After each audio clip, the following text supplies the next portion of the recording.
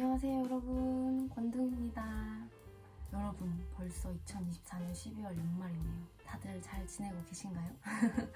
저는 올해 10월에 앨범 발매를 하고 11월에 유튜브 촬영을 하려고 했는데 제가 그때쯤부터 기침 감기로 거의 한 달 이상을 고생을 하다가 이제야 좀 겨우 괜찮아져서 카메라를 이렇게 늦게 켜게 되었습니다. 이번 겨울 날씨가 안 추웠다가 굉장히 추웠다가 이렇게 반복하면서 감기가 잘 안 끊기더라고요. 그래서 하여튼 오래 기다려주셔서 감사합니다.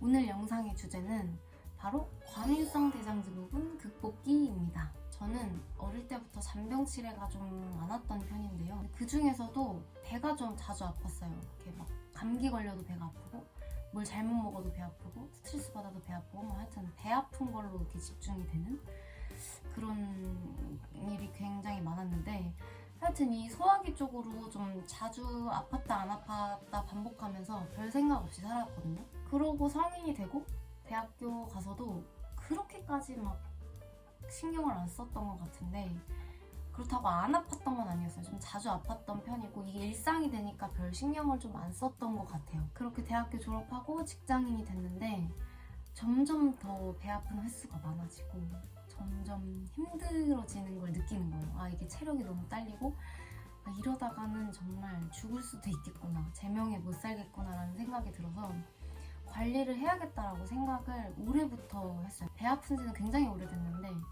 관리는 또 올해부터 하게 됐어요. 되게 늦죠.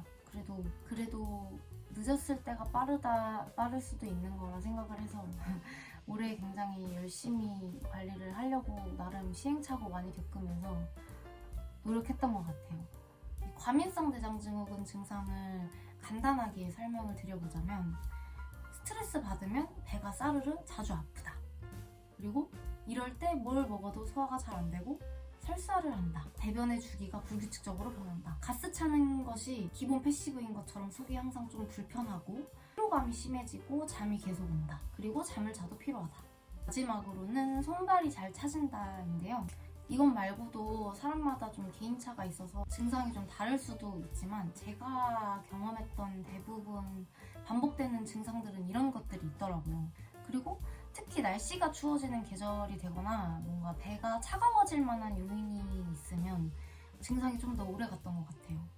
어쨌든 과민성 대장증후군의 대표적인 증상은 뭐 이런 것들이 있다라고 말씀을 드릴 수 있고 저만의 과민성 대장증후군 부식이 루틴을 공개하겠습니다. 첫 번째, 내가 최근에 스트레스 받은 것, 위장 컨디션 저하될 요인이 있는지 생각해본다.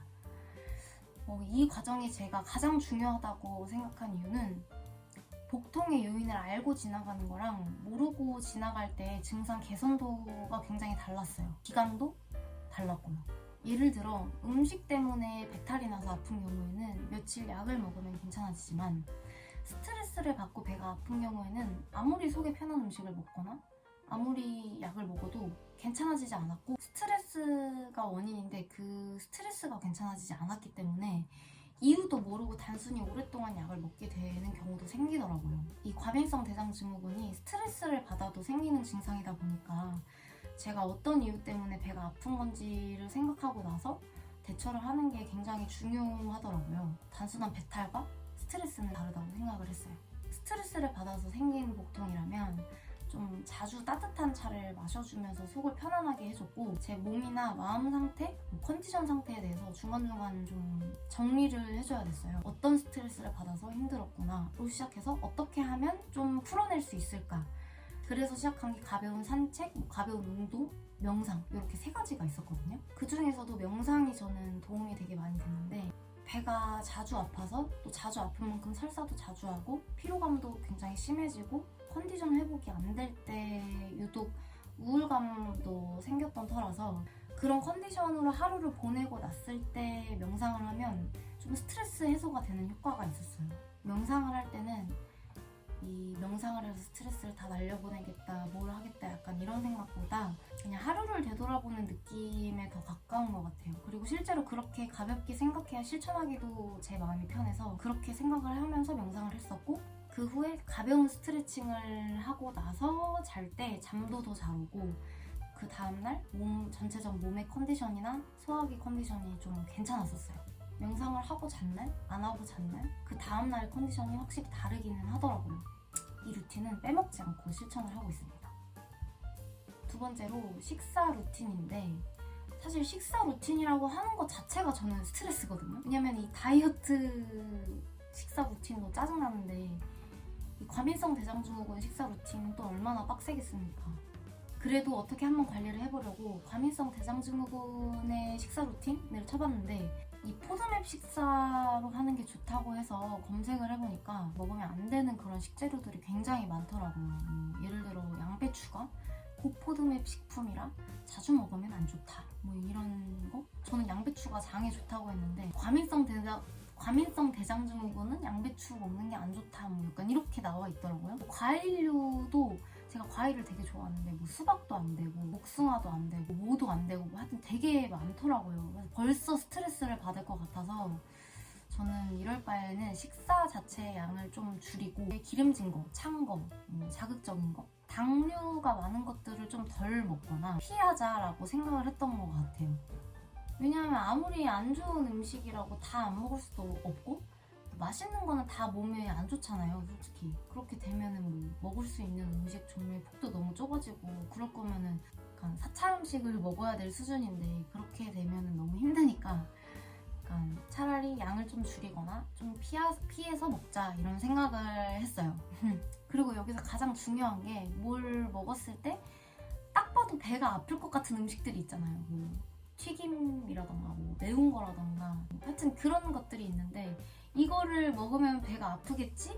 하는 생각이 오히려 더 스트레스를 받아서 조금 먹어도 배가 아픈 경우가 있더라고요. 결국은 뭘 먹어도 스트레스를 받으면 좋은 거나 안 좋은 거나 다 똑같이 배가 아플 수밖에 없는 그런 상황이 자꾸 생기는 거죠. 이걸 먹으면 배가 아프겠지? 하는 생각이 오히려 독이 되니까 먹으면 좋지 않을 식품을 먹었다 하더라도 기분 좋게 먹되 좀 적게 먹으면서 조절하는 게 저의 식단 루틴이었어요. 사실 식단이라기보단 그냥 먹을 때 좀 주의하는 정도라고 생각을 하는 것 같아요. 그런데 스트레스와 관련 없이 특정한 음식을 먹으면 배가 아픈 경우가 있어요. 저 같은 경우는 우유거든요. 약간 유제품? 치즈? 이런. 그래서 그거는 웬만하면 좀 피하는 편이에요. 세 번째는 자기 전이나 또는 앉아있을 때 따뜻한 찜질팩을 배에다가 해주는 게 좀 포인트인데요. 저는 배가 아프지 않을 때에도 좀 아랫배가 찬 편이라서 따뜻하게 좀 자주 해줬거든요. 자기 전에 따뜻한 찜질팩을 하고 자면 좀 더 속이 편안하기도 하고 잠이 더 잘 와요. 몸이 굉장히 릴렉스 되면서 편안해지거든요. 따뜻한 찜질팩을 하면서 자는 것도 굉장히 좋은 루틴이었어요. 그리고 마지막으로 어떤 이유에서건 위장의 컨디션이 떨어졌을 경우, 설사를 하는 경우, 저는 대부분 설사를 많이 했기 때문에 이런 경우에는 영양제를 중단했어요.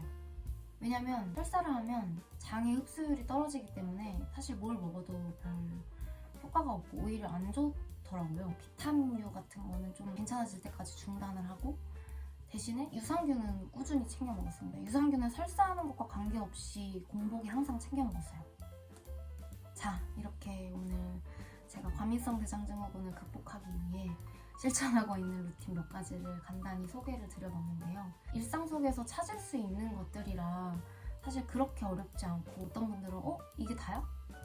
너무 쉬운 거 아니야? 라고 생각하실 수 있는데, 저는 오히려 그게 더 좋다고 생각해요. 오히려 실천하기 어려운 것들을 하거나 이거 너무 귀찮은데 라고 생각하면 사실 이렇게 여유 없는 일상 속에서 실천하기란 굉장히 어렵다고 생각을 하기 때문에, 제가 이렇게 소개드린 정말 별거 아닌 것 같은 이 루틴들을 실천하셔서 저같이 과민성 대장증후군으로 고생하시는 분들에게 조금이나마 도움이 되었으면 좋겠습니다.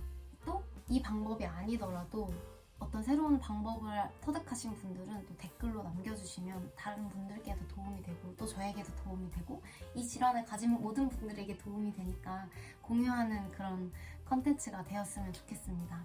그리고 아까 제가 건강기능식품도 소개를 해드린다고 말씀을 드렸는데 사실 별거 없고요. 저는 유산균하고 비타민 D만 추천을 합니다. 왜냐면 제가 계속 말씀을 드리지만 보통 잦은 설사는 영양제가 도움이 안 돼요. 먹어도 설사를 하기 때문에. 왜냐면 흡수가 안 되니까. 그래서 유산균하고 비타민 D만 먹었어요. 유산균 같은 경우는 저도 뭐 남들이 좋다고 한 유산균도 먹어보고 유명하다는 유산균도 먹어보고 약국에 가서 이제 약사님들 추천받아서 먹기도 했는데 그렇게 찾아서 먹었는데도 유산균의 효과를 잘 못 봤어요.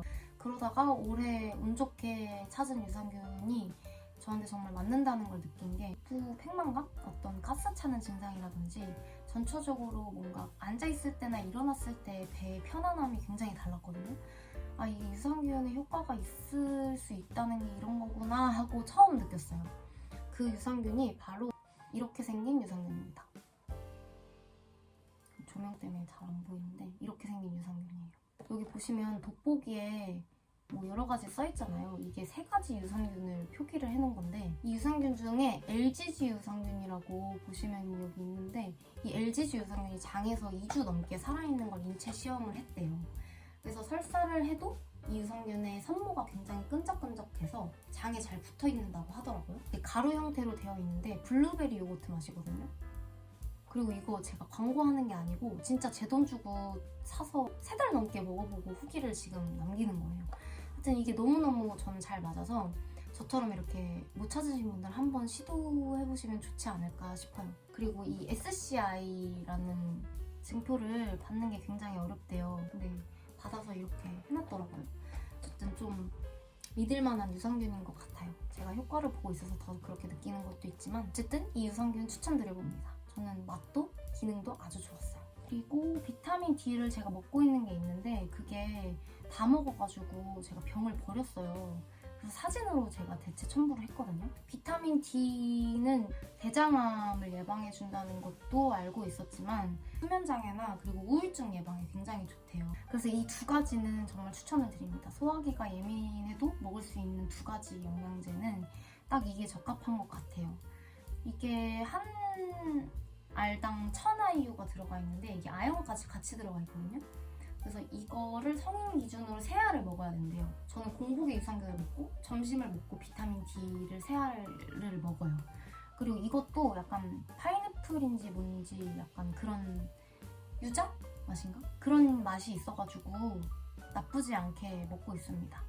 젤리 같은 거 안에 즙이 들어있는데 이 젤리 같은 질감 싫어하시는 분들은 그냥 즙만 먹고 젤리는 버리셔도 되거든요. 즙이 중요한 거라서 저는 젤리가 약간 삼키기 좀 거북한 반응이 있어서 그냥 즙만 먹고 버립니다. 자, 그래서 이렇게 오늘 저의 과민성 대장증후군 극복기 루틴과 제가 꼭 챙겨 먹고 있는 영양제 2가지를 추천을 드렸는데요. 어쨌든 이 영상으로 2024년도에 마무리를 짓네요. 다들 새해 복 많이 받으시고 2025년도에도 이루고 싶으신 것들 많이 이루시고 그러기 전에 항상 건강이 중요하니까 건강 잘 챙기시고 아프지 마시고 웃는 일, 좋은 일 더 많이 생기시길 바랄게요. 여러분 새해 복 많이 받으시고 연말도 행복하게 보내시길 바라겠습니다. 저는 또 다음에 새로운 영상으로 찾아뵙겠습니다.